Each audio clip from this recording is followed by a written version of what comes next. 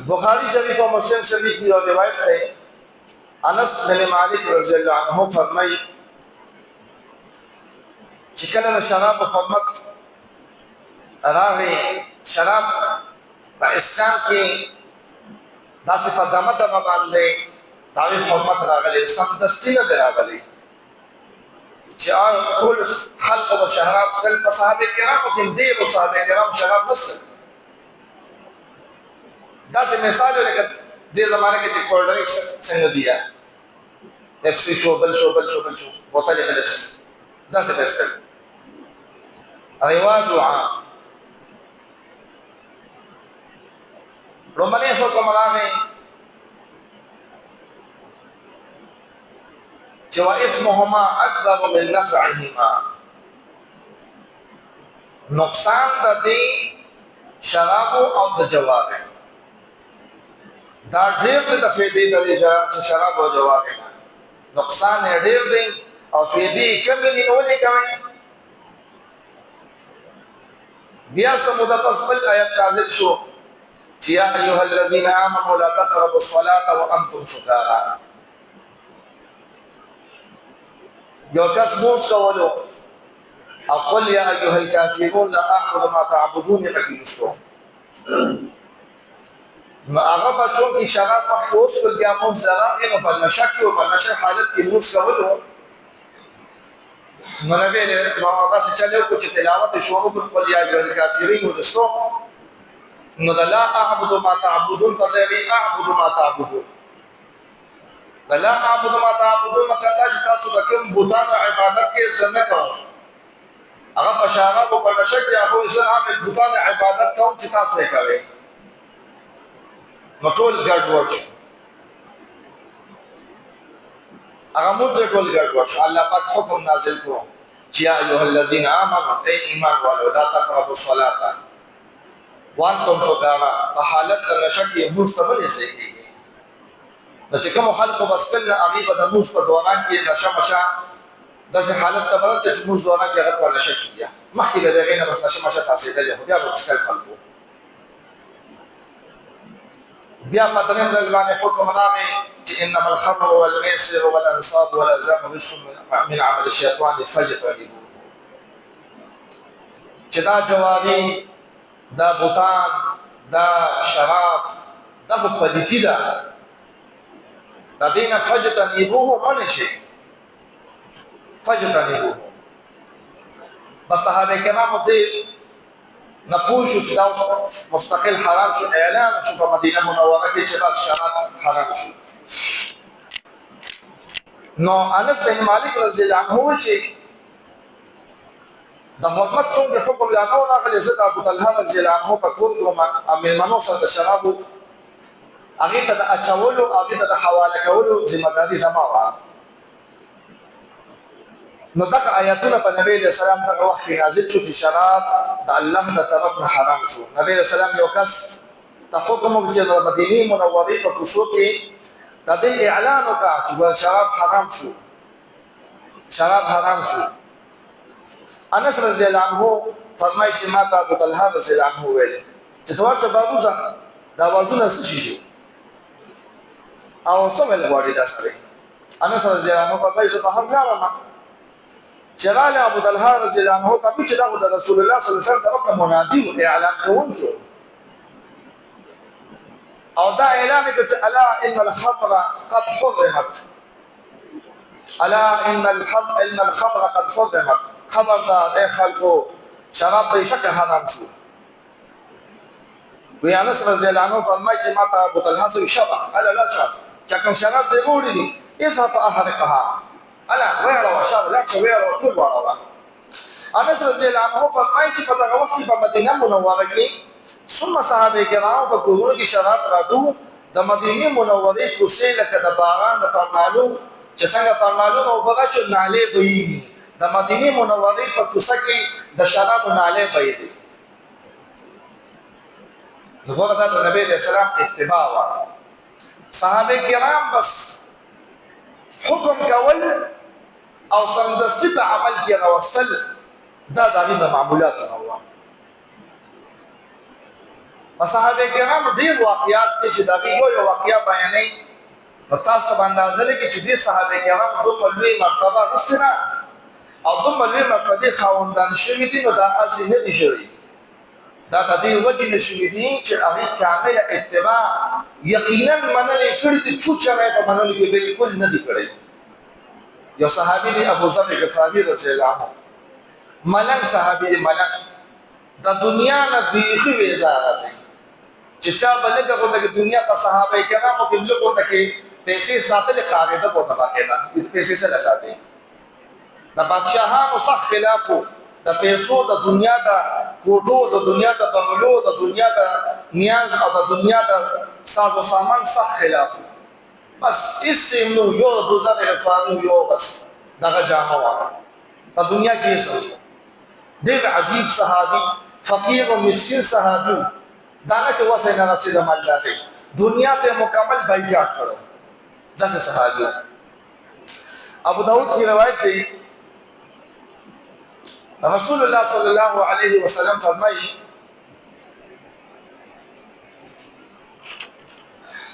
چې کله کې تاسو کې یو بندا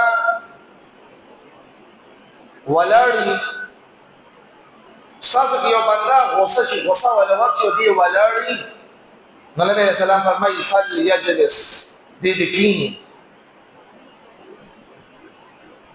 کو چاته ددن غوسه لاله پناه سره باندې ټیک کړي سم دي اړه د سم دي خو غوسه د ځان نه لګ ابو ذر غفاری رضی الله عنه دا روایت اوریدلی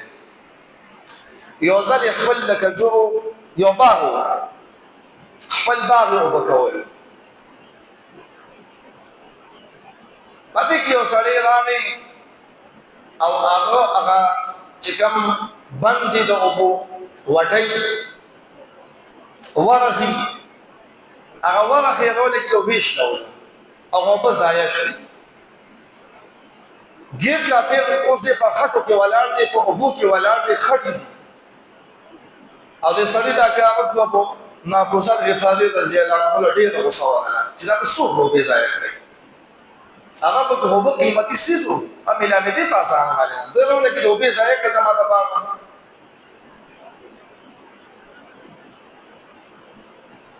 هغه ته نبی عليه السلام په روایت واقعات چې نبی عليه السلام خدا فرمایي چې کله تاسو په چا له غوسه ورچې کیږي بس هم د سیغه روایت په مخه ده شو چې مخه ده شو پاکي جامې ټول خراب چلان د پسما کا باندې کیناستو او په خاطر دې کیناستو جامو ته ونه کته چې جامې نه پاکي دي خاطر ته ونه کته او مو ته ونه کته خو د نبی رسول الله روایت باندې او د نبی رسول الله په وینا باندې عمل شروع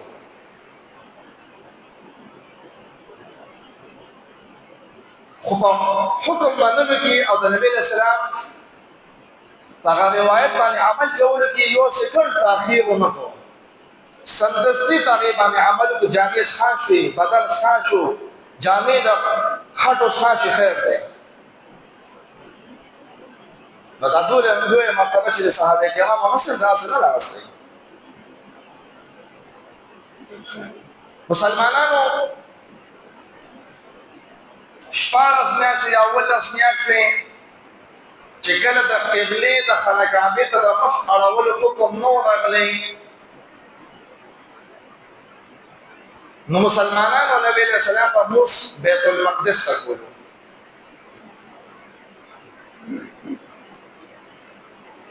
د مازدیګر موس کې حکم نازل شو چې فولوا وجوهکم شطرا قد نرى تقلب وجهك في السماء فلنولينك قبلة ترضاها فول وجهك شطر المسجد الحرام نبی علیہ السلام الله فرمایي چې تمخ مسجد حرام ته واړه نو بیت الله ته د مازیګر په وخت کې دا حکم نازل شو په موس کې نازل شو نبی علیہ الصلوۃ والسلام بیت الله ته مخ بیت الله البته په مدینه منوره کې او بیت المقدس ته یو بل الټه دي چې بیت الله ته مخ نو بیت المقدس ته اشاره لکه زموږ په دې مردان علاقه باندې بیت الله مونږ ته د جومات د معراج ته ګورم دا بیت الله ته مخامخ دی او په دې ګوټ باندې جومات په یو ګوټ باندې چې کوم د سپیکر لګېدلی دی ګوټ په دې ګوټ باندې بالکل تاسو چې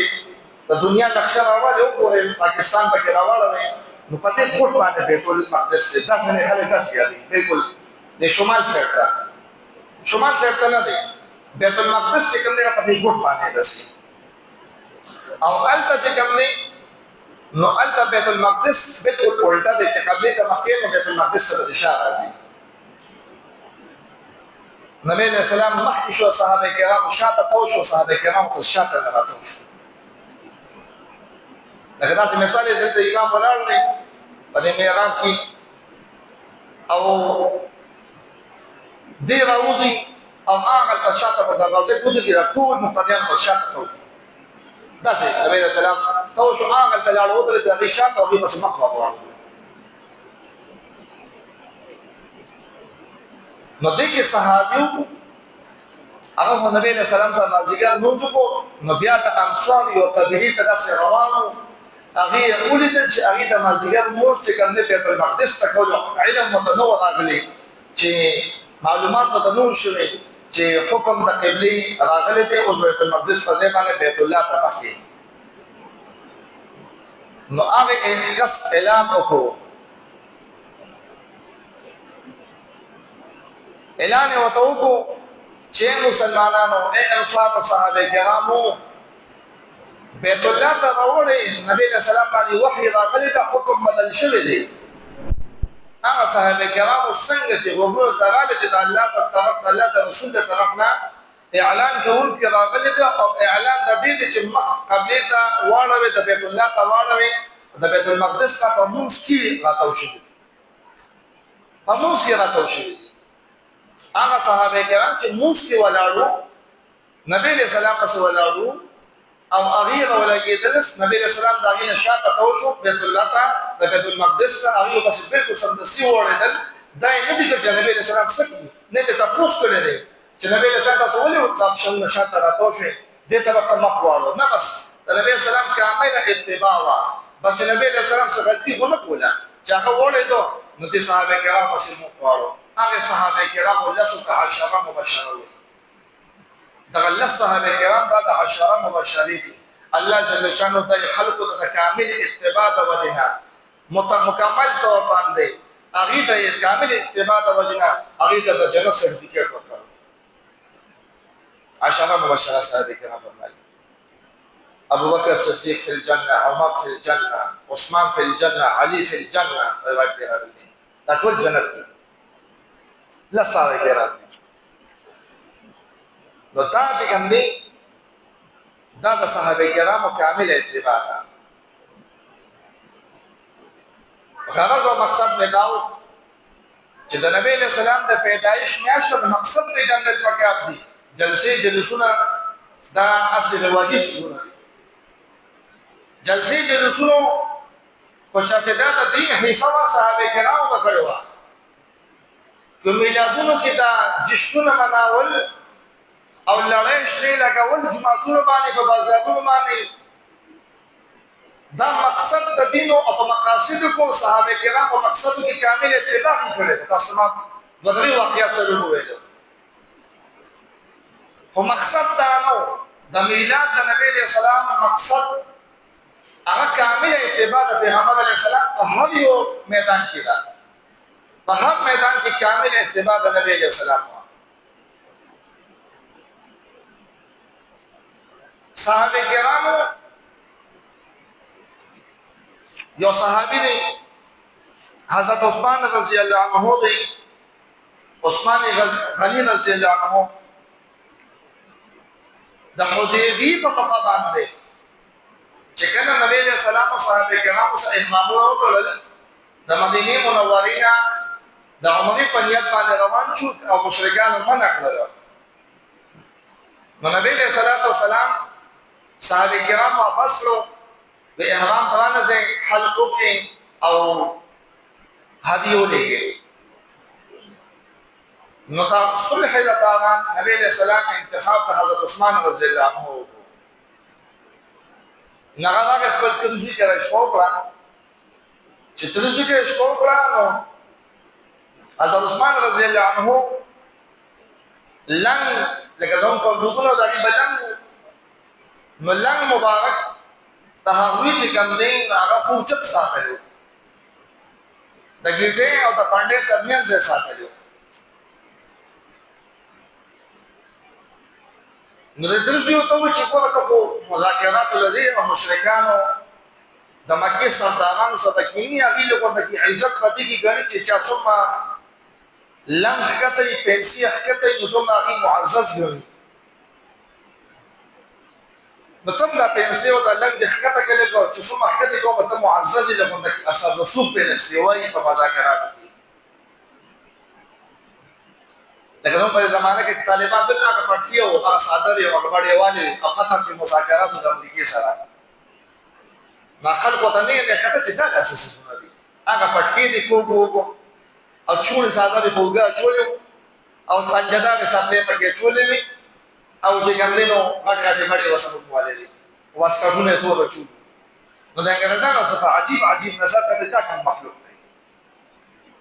نو هو اندازې تک شانو حضور دبدبه څومره ټولې ټیټ کړل دا ولې دا اتباع د نبی سره راوځي اې دې ته نه کته چې ما انګريزان سره دوی چې پنځه چټ نه جوړ یو چې کنه نو پیسې دې کاګه دا پټکی دې کوم دا ساده ته چونه نه بس بلګا ته دی نو د خپل پیغمبر سنت د دې کومه څه باندې شو حضرت عثمان رضی الله عنه فرمایي چې ما زه بالکل دا کار وما خپل پیغمبر خپل حبیب صلی الله علیه وسلم لیدل چې تک شان د خپل لنګ ساتل نو ګوره د لوی خلکو په داسې کې چې دا زه مولا ته او تبلیغ ته کسانې په داسې یو غټ چې د جنرال او مشیر او وزیر سره ملابي ټوپه مو په ورځي بډې ښکته کې مړه د چې سب او مو ته کوزي کې ته او ته نو څه خاطر ته نو کوزي نو پنسه متحققه نو ساده مو دې مړ ساده ته څنګه ته په بدی خیال نو ټوپه مو ورځي ما تسیا ال عزت کې رسکی دا ولې د پیغمبر علیه السلام ناموس له ساته بدل مقام الله په څه عزت سره صحابه کرام لولو مشرکان ہوتا د کسرا ایران حضرت حذیفه رضی الله عنه مذاکرات لله د مذاکرات